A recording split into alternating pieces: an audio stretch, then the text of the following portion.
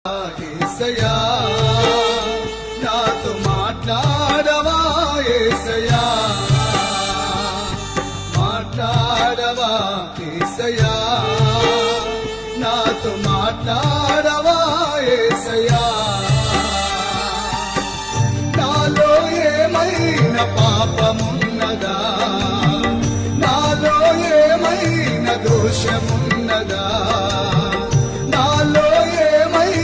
పాపమున్నదా నాలో ఏమైనా దోషమున్నదా పాపము క్షమించి దోషము తొలగించి పాపము క్షమించి దోషము